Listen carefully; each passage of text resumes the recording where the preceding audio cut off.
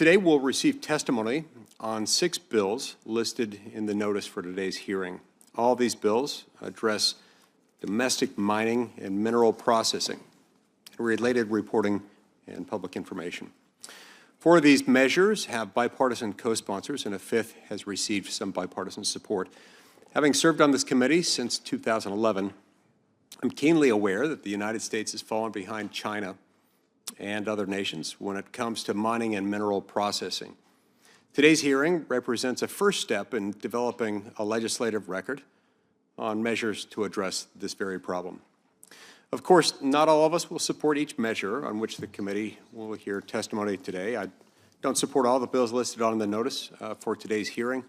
For example, although I agree that America needs to process more non-fuel minerals here at home, and I appreciate that Senator Hickenlooper's bill, S-596, has Republican co-sponsors, I've got strong reservations about the pilot program that this legislation would establish. Also, I included Senator Lujan's bill, S-859, in today's hearing as a courtesy. Senators Heinrich, Wyden, and Padilla are co-sponsors, along with a number of Democratic colleagues. Today's hearing is reflective of my intent to sharpen the committee's focus on legislation without diminishing our other responsibilities to consider presidential nominations or to conduct oversight within our committee's jurisdiction. We'll begin by moving pending nominations through the committee as soon as we have the requisite paperwork on these additional nominations. I want to thank Ranking Member Heinrich and all the members of the committee for helping identify the 6 bills that we will receive testimony on this morning. After I conclude my opening statement, we'll hear from Senator Heinrich for his opening statement, and thereafter I'll introduce our distinguished panel of witnesses. We'll hear the witness testimony and then move to a round of questions from members. Members will have 5 minutes for their questions, and we'll alternate between senators on one side of the dais and then the other.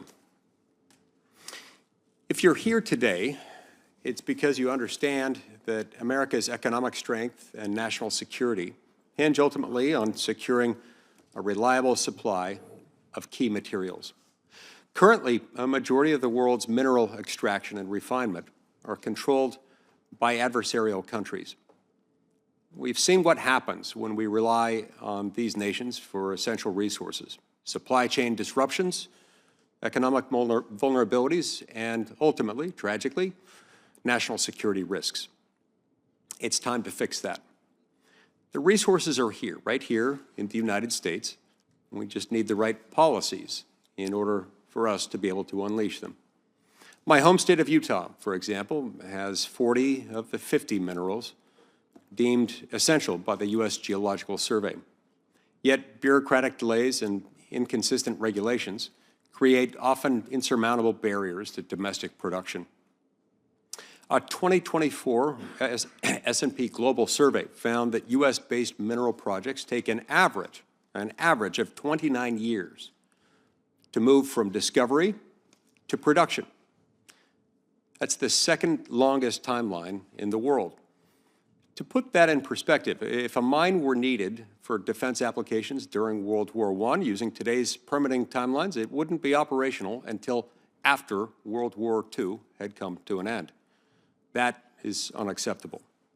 It's one of the reasons why I've introduced the Critical Mineral Consistency Act with my colleague from Arizona, Senator Mark Kelly. Right now, the Department of Energy and the Department of the Interior have separate, parallel, inconsistent lists of what counts as critical and what doesn't. That doesn't make any sense.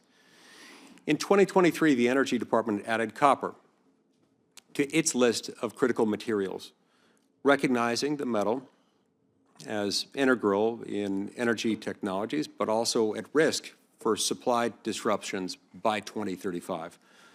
But the U.S. Geological Survey left copper off its own list, even though it's vital for power grids, wind turbines, and electric vehicles.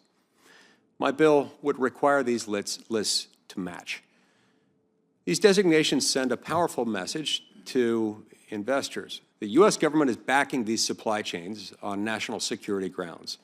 If we want private investment in domestic production, we need clarity and we need consistency.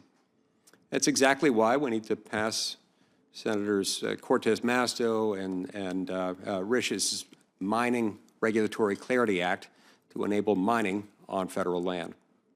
But streamlining regulations is only part of the equation. This doesn't get the whole thing. We need to get to streamlining regulations. We need to go beyond that and to truly strengthen our supply chains. We must also reject policies that create additional burdens on domestic production. Imposing additional federal royalties would only add cost and uncertainty, potentially shutting down existing projects and driving investment overseas. Overseas, specifically to nations with far worse, far inferior environmental and humanitarian standards than what we have here. It would create redundant fees, as domestic mining projects are already subject to state and local royalties and taxes. Simply put, these proposals would make our mineral supply chains less competitive, and it would make them more vulnerable, impacting everything from economic growth to national security. We cannot afford to drag our feet any longer. China is racing ahead in mineral processing and refining. We need to move faster, smarter, and more strategically.